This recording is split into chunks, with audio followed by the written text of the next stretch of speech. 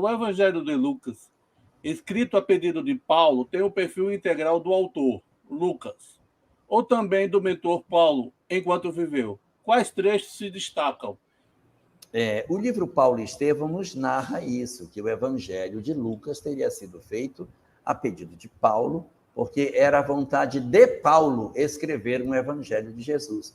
O que faz muito sentido, não é? Escreveu tantas cartas, tinha tanto gosto pelas escritas, por que não teria Paulo feito, então, um Evangelho?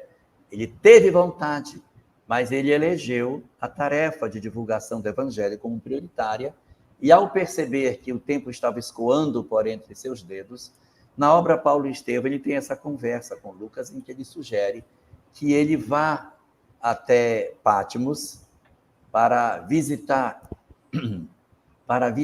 Maria e ali poder obter informações preciosas sobre a infância de Jesus num processo de entrevistas.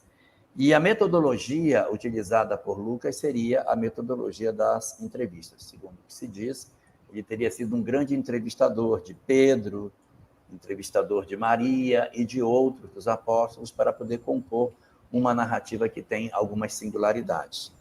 Quando você fala sobre as características de um e de outro dentro do texto, a gente, quando pega a obra Paulo e Estevão, vai ter um momento lá em que Emmanuel diz que Paulo não escrevia as cartas sozinho. Tem lá.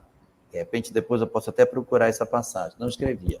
A única carta que ele escreveu sozinho foi a carta aos Hebreus. Talvez por isso os autores, os estudiosos, digam que ela é diferente das outras, porque ali está Paulo puro. Nas outras está Paulo combinado com outros, porque no livro Paulo e Estevão, diz que Paulo sentava com os outros e dizia, vamos escrever, vamos lá. E aí produziam esse texto em cima das falas de outros indivíduos que vinham para auxiliar nos pontos a serem abordados nas narrativas que Paulo teria que tratar nas suas cartas. E ali é comentado, inclusive, há uma obra interessante chamada O que Jesus disse, o que Jesus não disse, quem mudou a Bíblia e por quê. Olha o nome do livro, imenso. Nessa obra diz que existe algumas indicações nas cartas de Paulo de que não era ele mesmo que escrevia as cartas e que provavelmente ele usava um outro expediente para escrevê-las. E o autor do livro comenta que havia 3 estratégias para que se escrevesse uma obra naquela época. Uma, você sentava e escrevia. Primeira, né? Você senta, pega e escreve. Segunda, você dita e o outro escreve o que você está dizendo. Vai ditando a carta e a outra pessoa vai passando para o papel suas palavras. E a terceira estratégia era, eu chamo a pessoa e digo, olha, eu quero mandar uma carta, dizendo para ele que eu vou chegar dia tal, que aí você narra para o outro o que você quer, e esse, então, inspirado no seu pensamento, ele escreve o texto com suas próprias palavras, abordando o conteúdo que você está tratando. Então, teriam essas 3 formas. E quando aparecem algumas cartas de Paulo, e que o pessoal começa a procurar esse tipo de informação, existe um pedacinho de uma delas, em que Paulo diz assim, está na Bíblia.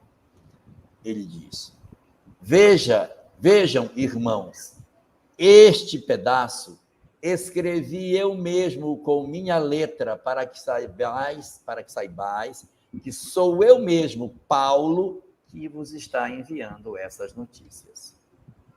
Bom, então, se aquele pedaço estava com a letra dele, é porque em cima tinha uma letra de outro, né?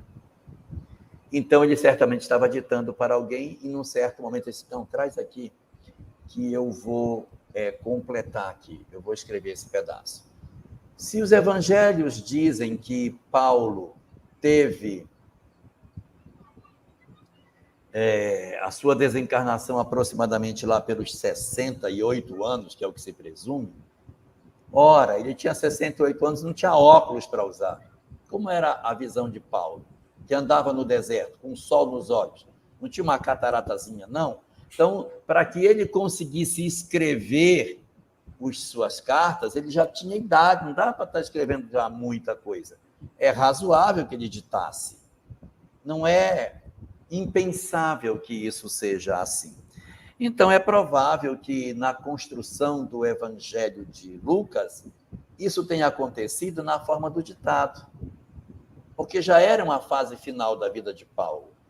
E se ele, de repente, incentivou Lucas a fazer isso e deu algumas sugestões, isso pode ter acontecido não com a pena, mas com a palavra, em que Paulo pode ter dito, não esqueça de incluir tal parte. Eu gostaria que você contasse isso dessa maneira, narrando ou dando sugestões de temas para serem abordados. E só para concluir minha resposta, você pergunta sobre as características do Evangelho de Lucas. Ele é, de todos os 4, o que eu mais gosto.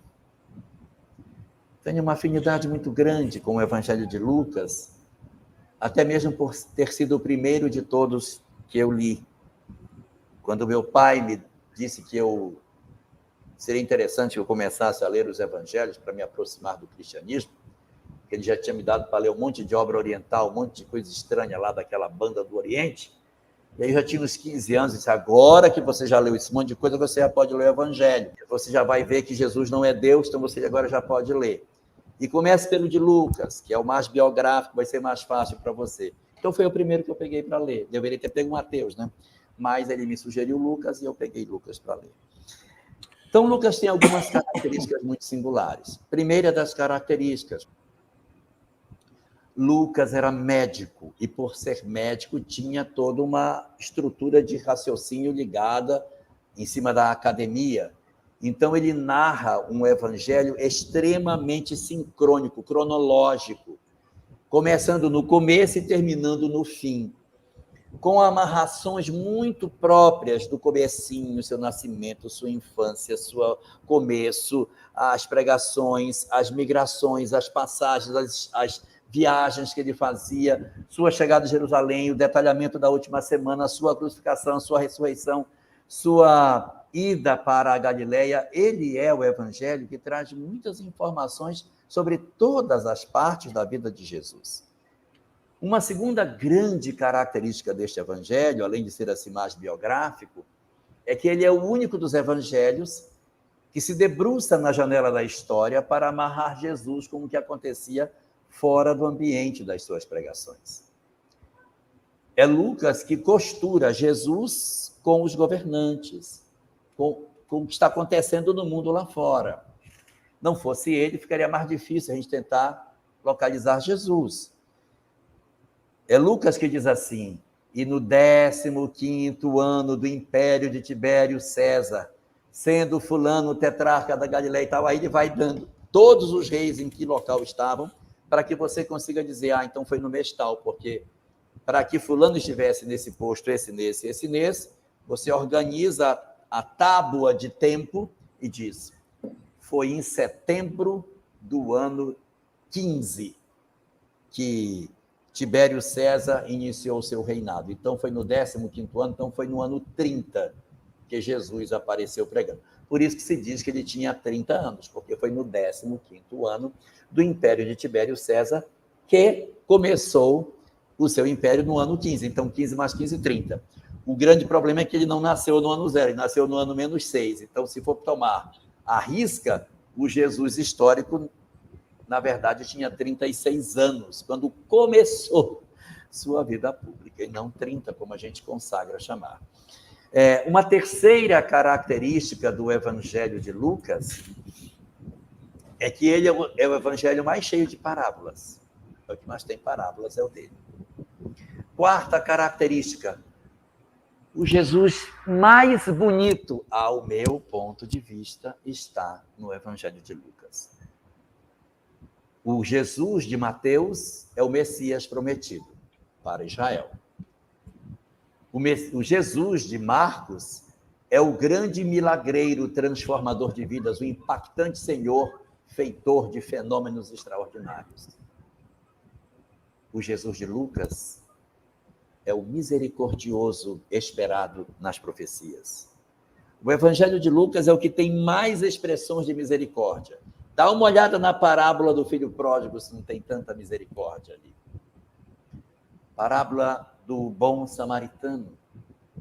Essas parábolas que falam da misericórdia de Deus pelas suas criaturas. O Evangelho de Lucas está repleto desses momentos no qual Jesus se mostra como sendo o consolo para os oprimidos. É muito frequente na narrativa ele se apresentar como aquele que era o El Shaddai, aquele que nos agasalha no peito, o protetor, o cuidador, aquele do qual nós nos aproximamos sem temores, porque temos a certeza de que ele será o nosso protetor na hora em que nós precisarmos.